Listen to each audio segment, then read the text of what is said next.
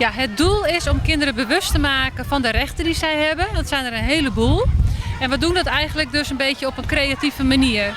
Dus dit jaar hebben ze les gehad in kinderrechten. Daar hebben ze tekeningen van gemaakt. Vandaag met dit event gaan we de winnende tekeningen bekendmaken. En van die 5 winnende tekeningen gaan we allemaal een film maken. Maar ik dacht, als we de winnende tekeningen bekendmaken, is het ook belangrijk dat we de organisaties die met kinderen werken er ook bij betrekken. En daarom hebben we dit event georganiseerd. Er hebben 5 scholen meegedaan, of doen mee. En ja, er zijn ongeveer iets van 136 kinderen. Nou, wat ontzettend leuk is dat bijvoorbeeld de voogdijraad, die laat nu de kinderen een advies schrijven aan de ouders. Dus de kinderen mogen dan een recht kiezen, of die hebben er uitleg over gehad.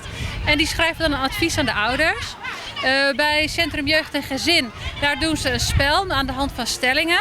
Dus van hoe sta je erin, hoe denk jij erover? En zo wordt er eigenlijk een stuk bewustzijn gekweekt van hé, waar heb ik recht op? En nou ja, et cetera. Ja. En hebben ze ook plichten, die kinderen tegenwoordig? Ja, nou school moeten ze, hè? Maar dit gaat vooral over de rechten. Ja. Para Kiko no stay. Más importante está tocante Kiko. Derecho de mucha. Anto costan como están pinta, a toca nos turso corazón. Tindi bostan pinta costan como están sa di gente que passa de costan tiki fastioso, laf. En de outro direito não como santa é muito importante, maneira privacy, a mama não bem kawa tem costan.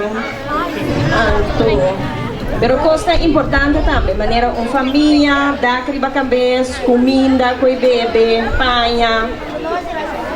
Yes. Pero anyway, não se passa ticket duro para nós correr e ganadora. Tava echt challenge. Anto, nós tínhamos, pero o ambiente aqui está pouco hobby fuerte, da sombra aqui, para não pular. Pero me começar eu orei. Bota no mesmo que um ticket de so, direito de monte aquela. Bom? Direito de bom vida. Aceita de Nuni. Applaus para Nuni. Recht op ontwikkeling van talenten. Derecho de desarrollo de talento. Mas você cada tem talento. Cada de vocês tem pouco você anda bom em dia. A gente não vai aqui com outra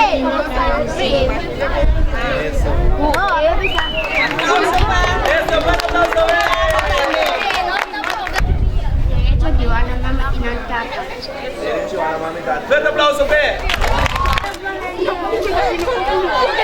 Kinderen hebben recht op een gezonde toekomst.